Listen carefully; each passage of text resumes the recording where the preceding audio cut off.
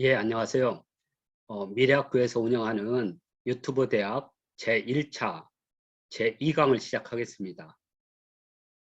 지난번 제1강은 박물관 유물 가운데 역사의 눈으로 보는 박물관 유물이었다면 제2강은 상징의 눈으로 한국사 박물관 유물을 보라 시작하겠습니다.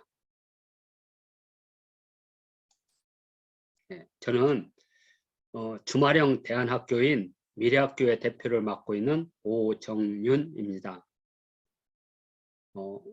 약 20여 년의 역사를 갖고 있는 미래학교는 대면 강좌로 현장 답사, 한국사 강좌, 궁궐 답사, 박물관 답사, 그리고 국내, 국외, 해외 교육 답사 등을 진행했습니다. 그런데 이제 코로나19로 인해서 한국의 교육 생태계 자체가 대면 교육에서 비대면 교육으로 전환 중입니다. 그래서 미래학교도 그것에 발맞춰서 유튜브 대학을 개설했고, 또한 미래학교 TV나 한국사 TV, 그리고 한국역사인문교육원 TV와 같은 유튜브 채널을 운영 중에 있습니다. 이번 박물관 유물 상징의 눈으로 본다는 국립중앙박물관을 대상으로 합니다. 국립중앙박물관을 대상으로 하는 것은 다른 박물관에 비해서 국립중앙박물관은 시대적으로 연대기적으로 유물이 다 있습니다. 그래서 선사시대부터 대한제국까지 시대별로 유물을 일관되게 볼 수 있기 때문에 국립중앙박물관의 제1층 유물 전시실을 중심으로 해서 총 4번의 강의가 이루어지게 되겠고, 제1강 역사의 눈에 이어서 제2강 상징의 눈을 시작하게 되었습니다. 국립중앙박물관은 1층, 2층, 3층으로 구성이 되어 있고, 1층은 시대별로 선사시대부터 대한제국까지 해서 양쪽으로 나눠서 선사고대관과 중세, 근세관을 운영하고 있습니다. 2층은 서화관과 맞은편에 기증관으로 구성이 되어 있고, 3층은 조각공예관과 아시아관으로 구성이 되었습니다. 좀 더 세밀해서 보면 제1층은 구석기 시대부터 해서 통일신라실, 발해실까지가 선사 고대관이고, 건너편이 바로 고려실, 조선실, 대한제실 해서 연대기적으로 되어 있기 때문에 한국사 통사와 연계하여 박물관 유물을 보면 아주 유용합니다. 그리고 2층으로 가게 되면 2층은 이제 그림, 서화실이 있고요. 그 다음에 불교 회화실, 그 다음에 목칠 공예식으로 이렇게 구성이 되어 있습니다. 자, 그리고 건너편에는 많은 분들이 국립박물관에 기증한 유물을 전시하고 있고, 이곳에는 국보라 보물급 유물들이 꽤 있습니다.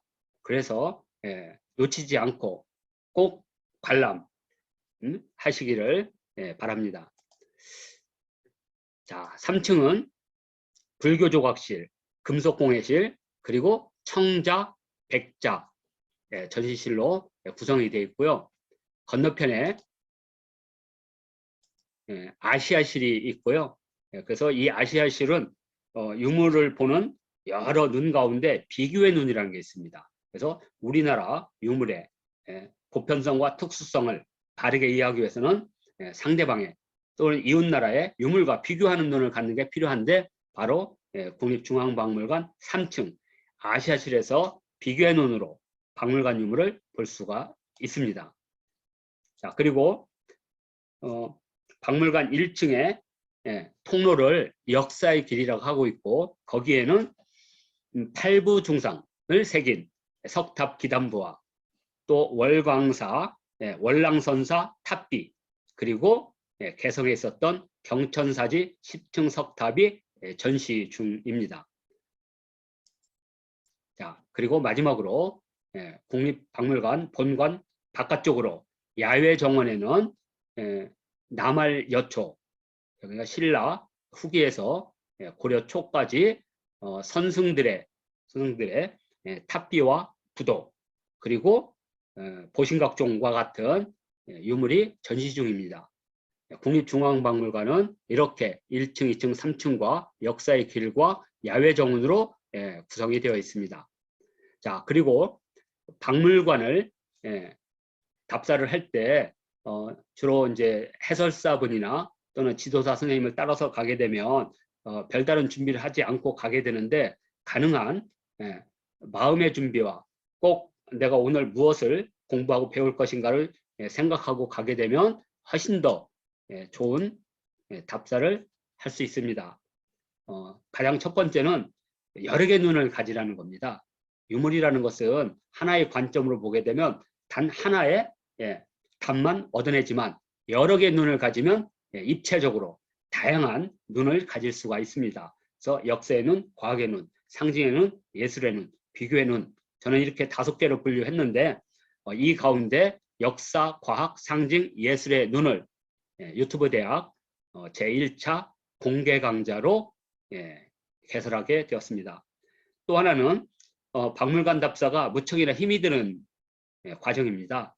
그래서 손과 발이 편하면 답사도 즐겁게 되겠죠. 그래서 접이의자, 화판대, 망원경, 지시봉, 이와 같은 것을 준비하고 가면 보다 재미있고 즐거운 박물관 답사를 할 수가 있습니다. 그리고 박물관 답사는 한 차례 그치지 말고 여러 번, 여러 시각으로 주제를 다르게 잡아서 박물관 답사를 하게 되면 아주 즐겁습니다. 마치 연속극을 보듯이 답사를 하는 것이 중요하다, 이렇게 말씀드리겠습니다. 자, 그리고 보는 눈을 다양하게 가지면 사물을 보는 관점들이 다양해질 수가 있습니다. 예를 들어서 빗살무늬 토기에는 어떤 과학이 숨어 있을까? 이런 식으로 과학의 원리를 찾는 방식. 그 다음에 금관에 이렇게 굽은 옥이 있는데 그 굽은 옥은 왜 달았을까 하는 상징의 눈. 그리고 유물의 특징, 각각의 유물의 특징을 잡아내서 유물 돋보기라고 할 수가 있죠. 그 속에서 유물의 다양성을 우리가 확인할 수가 있습니다. 그리고 네 번째로는 왜 이 유물은 국보고 왜 이 유물은 많은 사람에게 감탄을 받는가. 그것은 그 유물이 갖고 있는 미학이 있습니다. 각자 시대별로 그 상징성과 과학성과 그것이 담겨 있음으로써 많은 분들로부터 찬탄을 받고 박수를 받게 됩니다. 그래서 무엇이 아름다운가, 바로 미학의 눈으로 보는 그러한 준비도 필요하고요. 마지막으로는 우리 것이 가장 좋다라고 하는 관점을 벗어나서 각 나라, 각 시대, 각 지역에는 그 시대의 특징에 맞는 유물들이 나타납니다.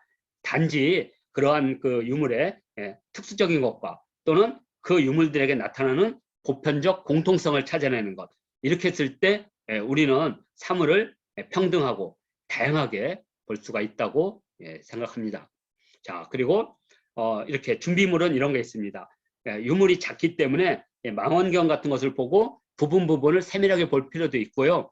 또 이렇게 현장 답사를 하다 보면 아이들이 이렇게 종이를 공책이나 노트를 이렇게 전시 유리창에다 대고 이렇게 하거나 또는 바닥에다 쓰는데 참으로 안타깝게 봅니다. 그래서 가능하면 이렇게 메모용 화판대를 하나 준비하시고 접이식 의자를 가지면 아주 답사가 즐겁고 편합니다.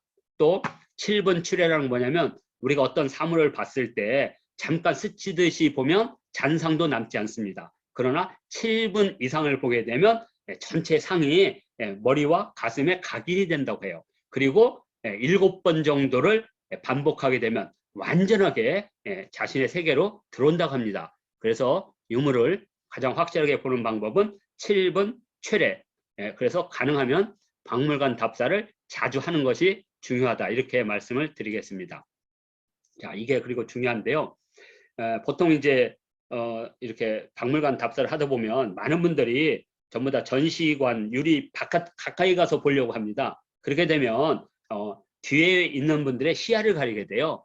그리고 가는 사람의 동선도 맞게 되죠. 그래서 바른 예의가 약 1.5m 떨어져서 이렇게 보게 되면 유물을 전체적으로 보는 가시권도 생기지만 다른 관람자의 동선도 확보해주고 뒷사람의 시야도 막지 않음으로써 많은 사람들이 함께 유물을 관람할 수가 있습니다. 자, 공동체를 위한 자신이 할 수 있는 최선의 이렇게 자세라고 이렇게 생각하시고 한 1.5m 거리 두기를 꼭 실천하는 그러한 습관이 필요하다고 봅니다.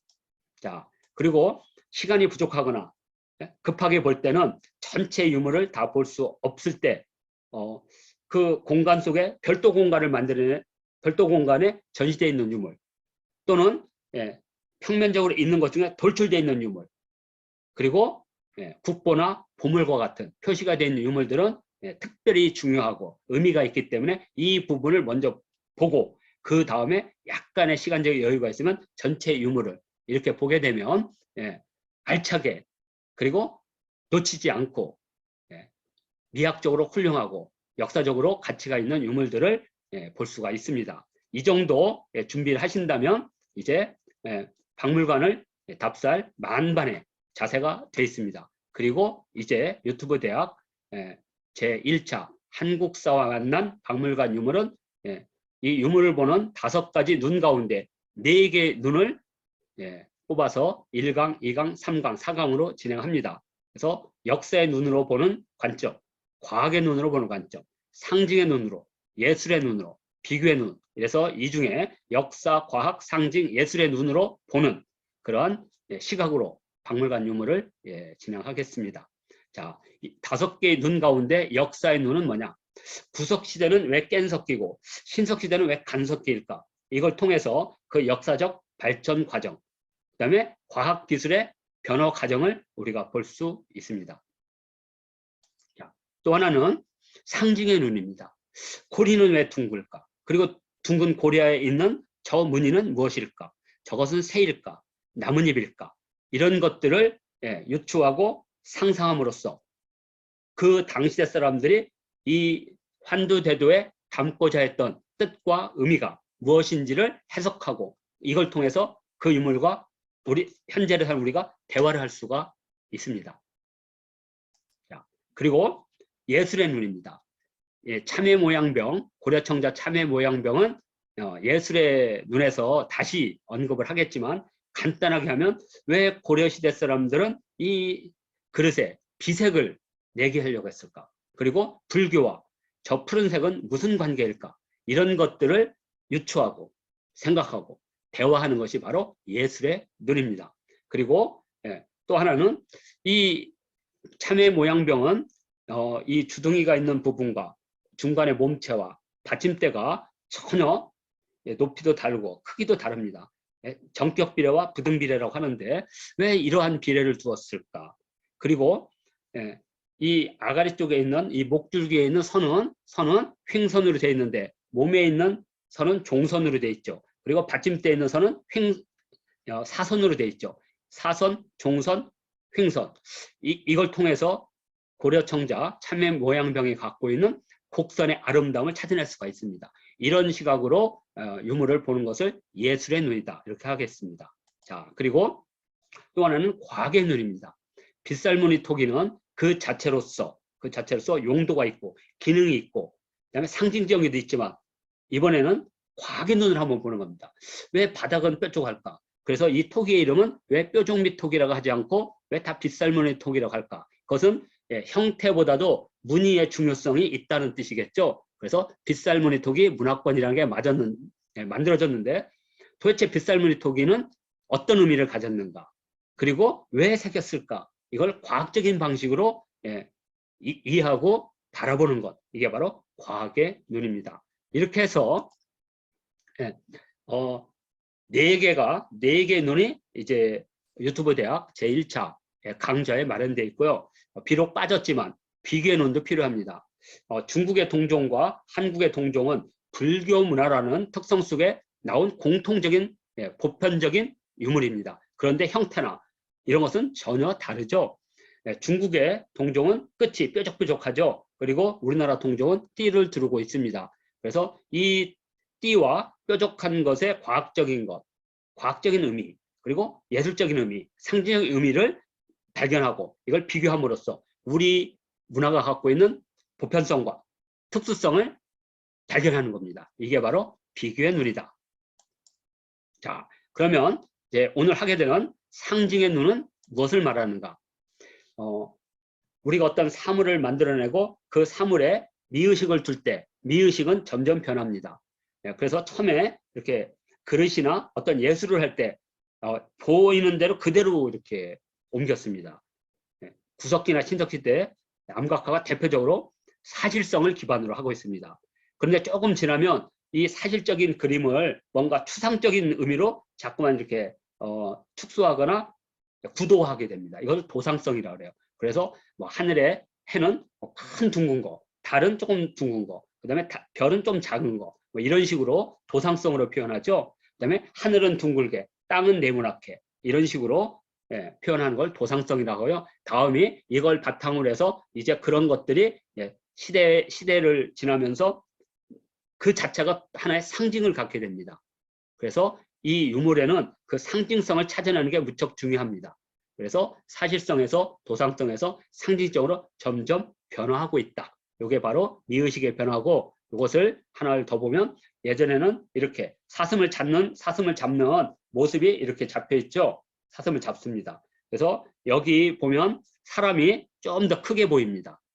그러니까 여기 보면 활을 쏘는 사람이 크게 보여요. 이것은 구석시대 때 어떤 자연 사물보다 인간의 신성성이나 위대성을 보여주는 거라면 이 도상성에 오게 되면 사슴의 뿔이 특히 크게 그려집니다. 이것은 뭐냐면 사슴의 뿔이 특별한 도상성을 갖는다는 겁니다. 그리고 이 도상성은 바로 상징성으로 간다는 거죠. 그래서 금관의 뿔로 나타나게 되는 거죠. 그래서 영원성이라든지 또는 신성성을 상징하는 상징으로 바뀌게 되는 이게 바로 미의식의 변화다. 이것을 보는 게 바로 상징의 눈이다.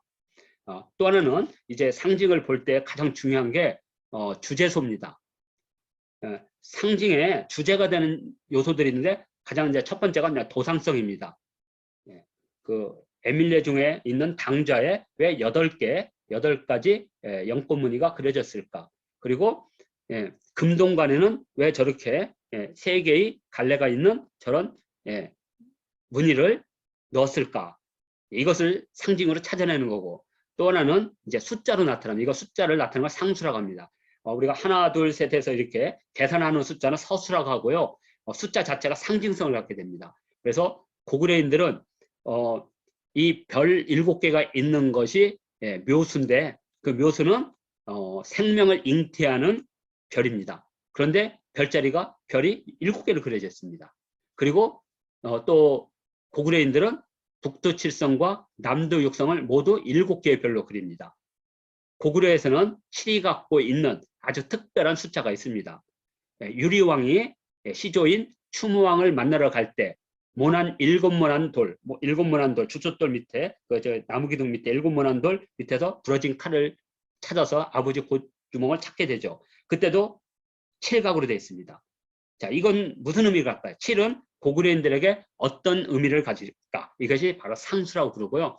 또 하나는 이렇게 삼저고처럼 직접적으로 그림을 그려버려요. 그래서 다리 3개를 그려서 해에 있는 새를 발 3개 달린 삼적으로 표현한다는 거죠. 그래서 형태로 표현하는 방법. 그리고 이런 것들이 모여서 하나의 기물로 이 금관 속에 이러한 여러 가지 상징의 요소들을 복합적으로 놓게 되는 거죠. 그래서 이런 것을 보는 것. 이게 바로 상징의 눈이다. 자, 그리고 또 하나 상징의 눈은 시대에 따른 변화를 볼 줄 알아야 됩니다. 자, 이건 고려시대 때 가장 많은 유물 중에 하나인데 고려인들이 죽어서 극락왕생을 해서 아미타불에게 또는 부처님 전에 꼭 바치고 싶었던 것이 바로 이 찻잔이에요. 바로 이 찻잔은 연꽃으로 되어 있는데 이것은 현세에서 내세로 갈 때 연꽃에서 태어나서 부처님에게 부처님 전에 갈 수 있는 것을 연화생이라고 합니다. 연꽃에서 태어난 삶. 심청이가 바로 연꽃에서 다시 태어났죠. 그래서 이 연꽃이 고려시대까지는 불교적 재생을 상징한다면 조선시대에 오면 유교적 의미에서 연꽃은 전혀 다릅니다. 그 연꽃이라고 하는 것은 일단 다산을 뜻합니다. 왜냐하면 연꽃의 그 열매가 연과가 그 알이 많아요. 열매가. 그래서 다산이고, 그리고 또 하나는 이 연이라는 것은 계속해서라는 뜻을 갖고 있어서 이 연꽃에다 이렇게 그 과가 있는 거면 연년해서 연년득과해서 초시 복시 전시, 그래서 과거 시험에 연달아서 합격하라. 그러니까 조선시대 때 가장 이상적인 가족상과 가장 이상적인 인간상이 그 조상님으로부터 물려받은 생명력을 후손까지 해서 대가 끊기지 않게 하는 것. 또 하나는 입신양면하여 가문을 빛내는 것. 이 두 가지를 복합적으로 갖게 됩니다. 그러니까 하나의 연꽃이 고려시대와 조선시대의 상징적 의미가 다르다는 것. 이런 것을 보는 것이 바로 상징의 눈이다. 자, 또 하나는 앞쪽은 상징이 변했죠. 근데 지금 것은 변하지 않는 상징입니다. 그것은 뭐냐면 천원지방이라 해서 하늘은 둥글고 땅은 네모나던 도상성을 갖게 됩니다. 이 하늘은 둥글고 땅은 네모나던 도상성을 최초로 보여주는 게 여와 복희도입니다. 중앙박물관 3층 중앙아시아실에 가면 바로 트루판 아스타나 고분군에서 출토가 돼서 옷단위가, 일본의 옷단위가 그걸 약탈해서 우리나라에 왔다가 해방 이후에 가져가지 못하고 우리나라 국립중앙박물관의 컬렉션으로 있는 것 중에 여와 복희도인데, 지금 왼쪽에 있는 이렇게 꼬챙이를 들고 가위처럼 생긴 것이 바로 복희고, 그 다음에 여와고, 그 다음에 이렇게 기역자로 된 꺽쇠를 들고 있는 게 복희입니다. 그래서 꺽쇠는 네모를 그릴 때 쓰는 도구고요. 그 다음에 왼쪽에 이렇게 여기 얼굴에 연지곤지가 있는 복희가 있는 것은 컴퍼스입니다. 원을 그리는 거. 그래서 지금이야 남자가 하늘이고 여자가 땅인 네모지만 과거에는 여자가 하늘을 둥글게 그리는 거, 그리고 남자는 네모. 그래서 이것을 천원 지방.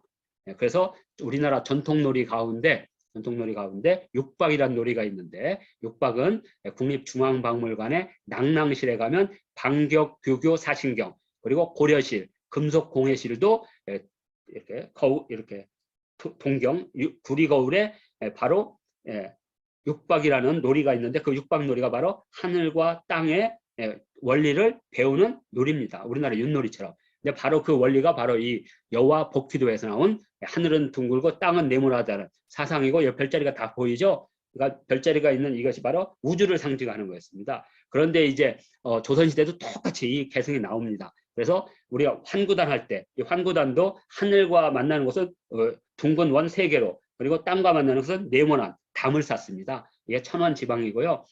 또 연못을 만들 때 조선시대 연못도 저렇게 가운데 섬은 둥글게, 그리고 바깥에는 네모나게 원도 방지라고 합니다. 이것은 하늘은 둥글고 땅은 네모나다는 개천우주관, 하늘은 둥글고 땅은 네모나다는 개천우주관이 예로부터 지금까지 변하지 않고 그대로 내려오는 상징성을 우리가 볼 수가 있습니다. 바로 이것이 상징의 눈이다. 이렇게 보고, 자, 그 가운데 상징의 눈으로 유물 탐구를 3가지 정도를 해보겠습니다. 자, 국립중앙박물관 청동기실에 딱 들어가면 농경문 청동기란 걸 보게 됩니다.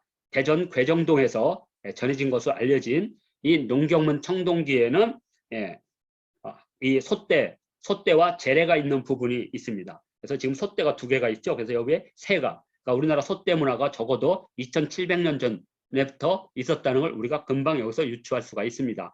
그리고 건너편에는 농사와 추수를 하는 모습인데, 여기 밭을 가는 남자의 모습이 보이죠. 남자의 모습이 보이고, 그 다음에 이쪽에 이 왼쪽에 있는 것은 바로 씨앗을 뿌리거나 추수를 하는 모습입니다. 그래서 여성이에요. 그래서 바로 이쪽은 농사를 하는 모습들입니다. 농사와 또는 추수를 하는 모습을 보이고 있습니다.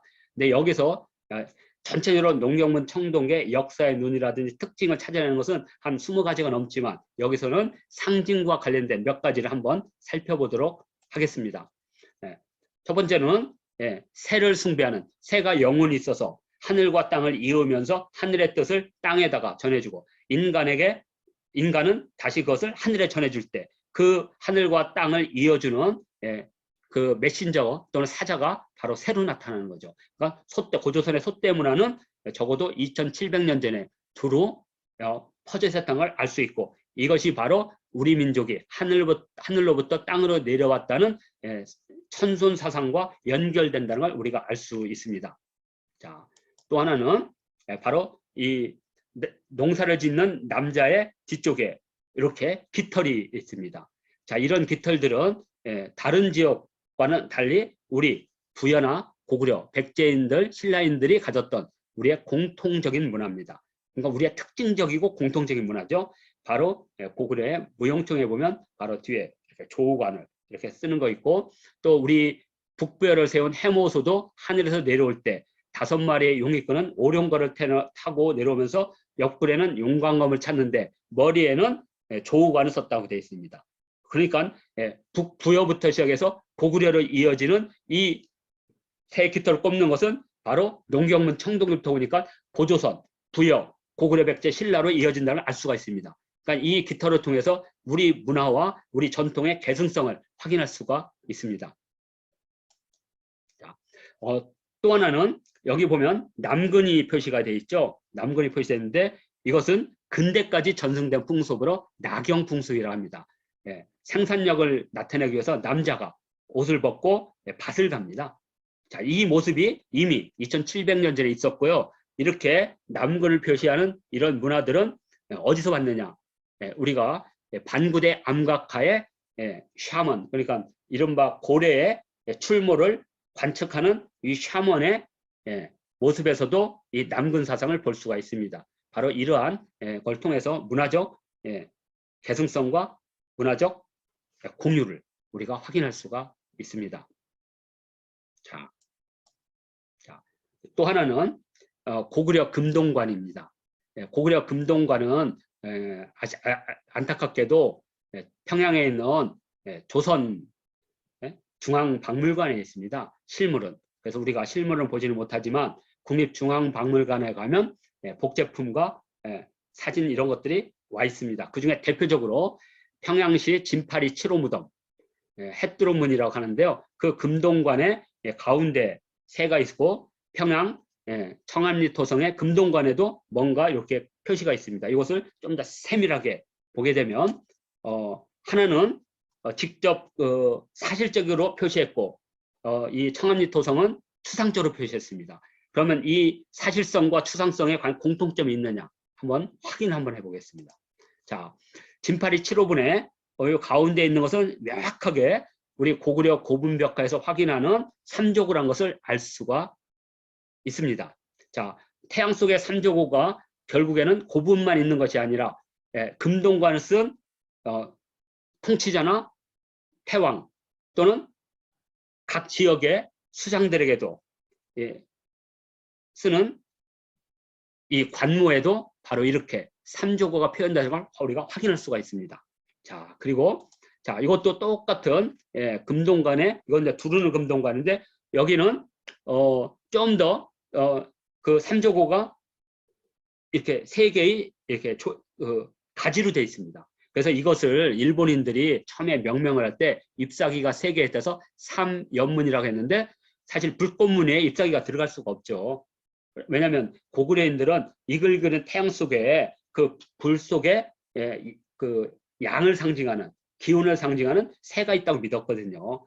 자, 그러면 이것도 불꽃무늬이기 때문에 이 불꽃무늬 속에 들어가 있는 것도 바로 새라는 걸 알 수가 있죠. 삼연문이 아니라 새문이 되겠죠. 새의 문.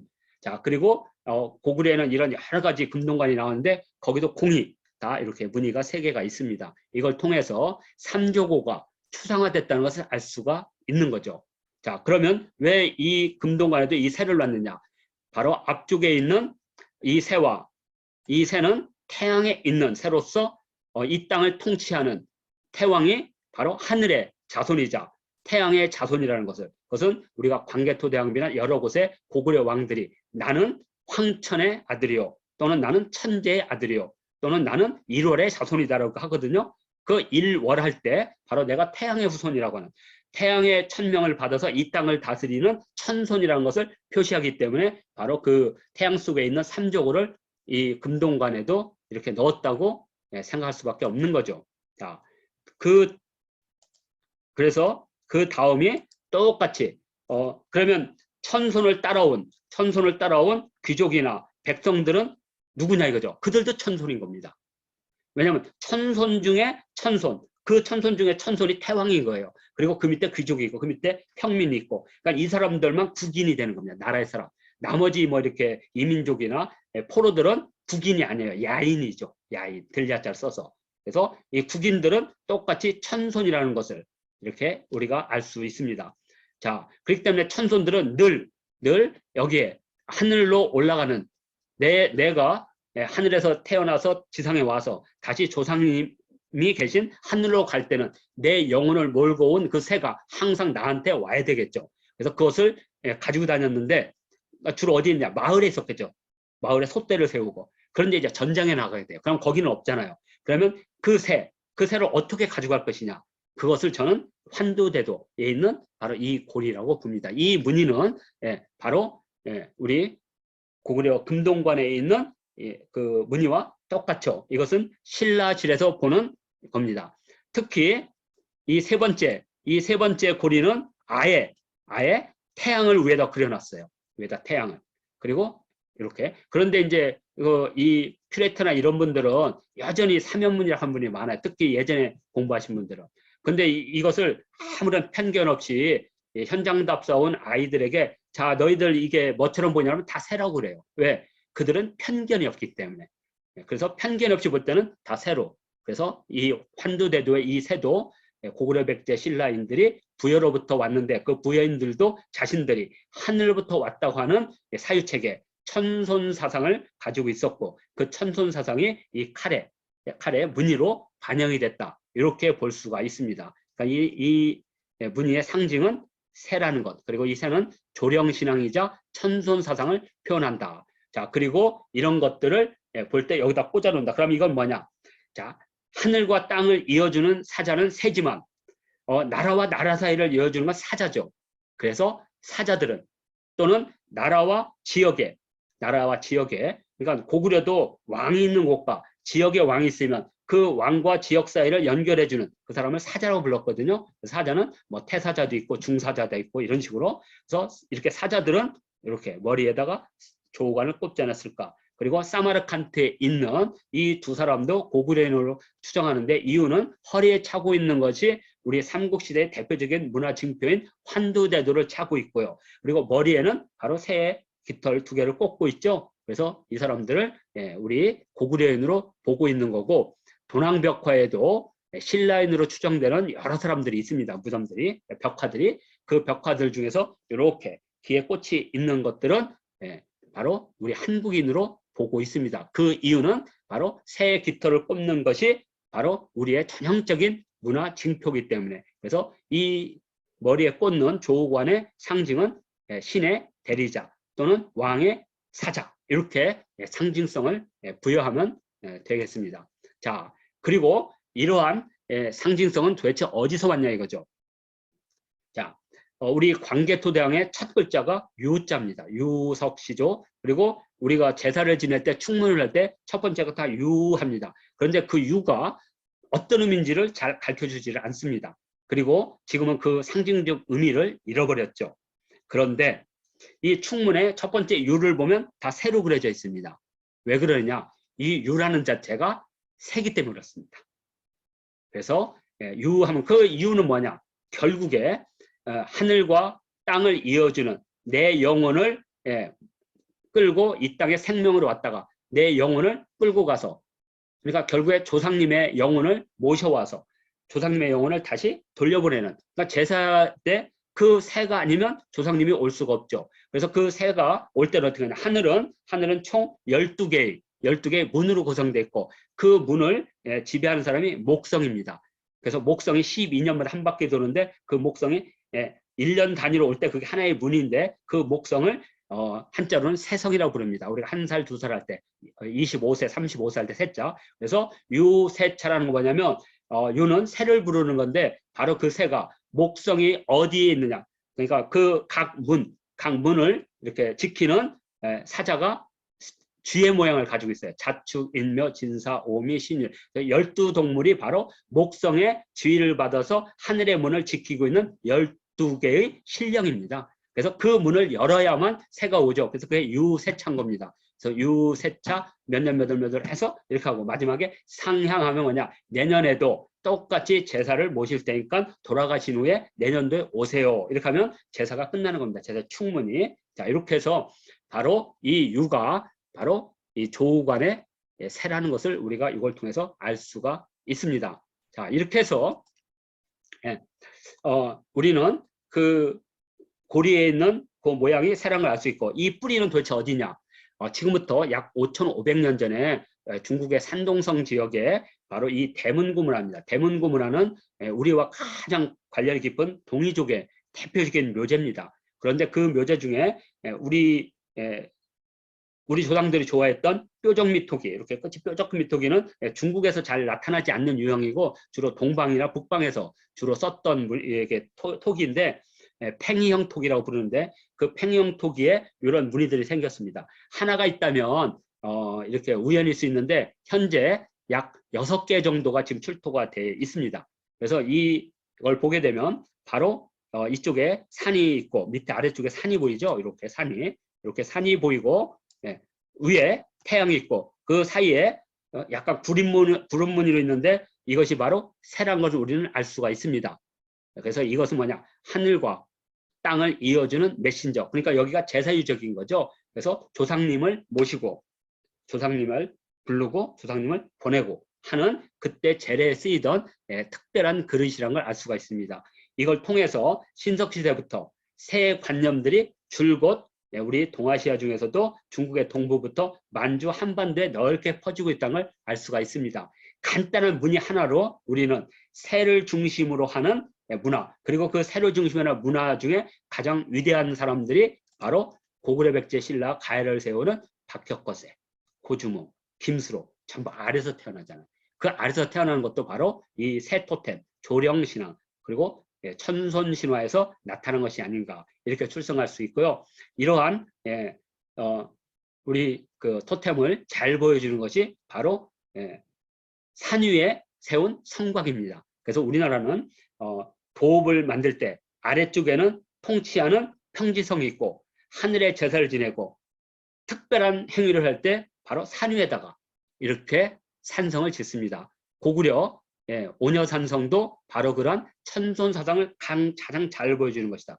해서 우리는 이런 하나의 상징을 통해서 역사도 보고 예술도 보고 과학도 보듯이 다양한 시각으로 유물을 보게 되면 유물의 해석 자체도 다양하게 나온다. 이렇게 보고 유튜브 대학 제1차 한국사와 만난 박물관 유물은 이렇게 역사의 눈, 상징의 눈, 그리고 과학의 눈과 예술의 눈으로 해서 총 4강으로 이루어지게 됩니다. 제3강은 이제 과학의 눈이 되겠습니다. 이상으로 한국사와 만난 박물관 유물 제2강을 이렇게 마치도록 하겠습니다.